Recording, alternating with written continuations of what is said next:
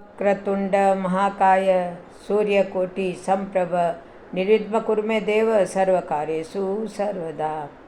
बोलो सूर्य भगवान की जय हो, एकादशी माता की जय हो।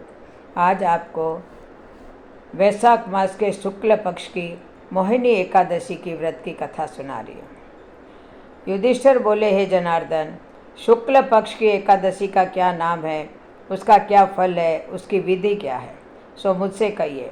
श्री कृष्ण बोले, हे धर्मनंदन, पहले रामचंद्र जी के पूछने पर जिस कथा को वशिष्ठ जी ने कहा, उस कथा को मैं कहता हूँ, आप सुनिए। श्री रामचंद्र जी बोले, हे भगवान, सब पाप और दुखों को दूर करने वाले सब व्रतों में श्रेष्ठ व्रत मैं सुनना चाहता हूँ।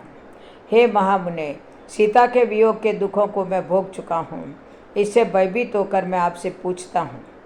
तो वशिष्ठ जी बोले, हे राम, तुमने अच्छा प्रश्न किया। तुम्हारी बुद्धि श्रद्धा युक्त है।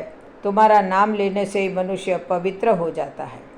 तो भी संसार के हित के लिए पवित्र करने वाले व्रतों में उत्तम और पवित्र व्रत को मैं कहूँगा।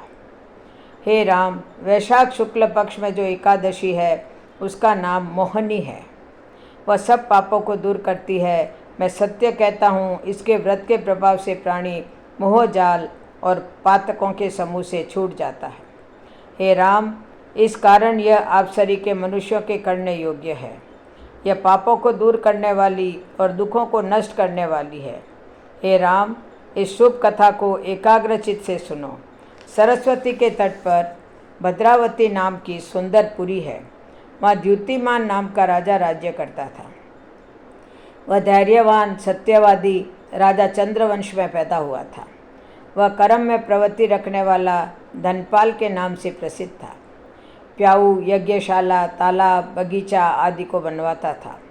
शांत स्वरूप और भगवान के भक्त उस वेश्य के सुमान, द्युतिमान, मेधावी, सुकृत, दृष्ट बुद्धि नाम के 5 पुत्र थे। 5वां दृष्ट बुद्धि बड़ा पापी था। वेश्याओं से रमण तथा दुष्टों से वार्तालाप में कुशल था।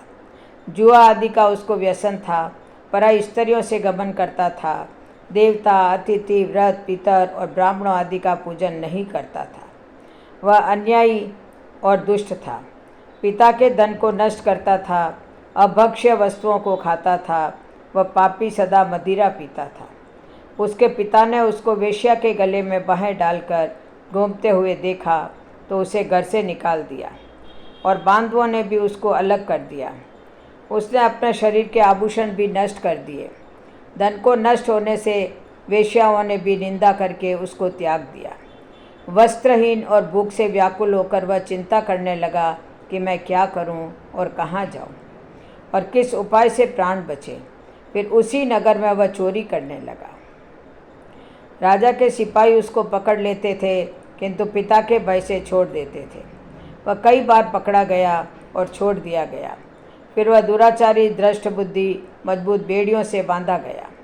कोड़ों की मार लगाकर उसको कई बार पीड़ित किया और उससे कहा कि हे मंदबुद्धे, तू मेरे देश में मत रह। ऐसा कहकर राजा ने उसकी बेड़ियां कटवा दी।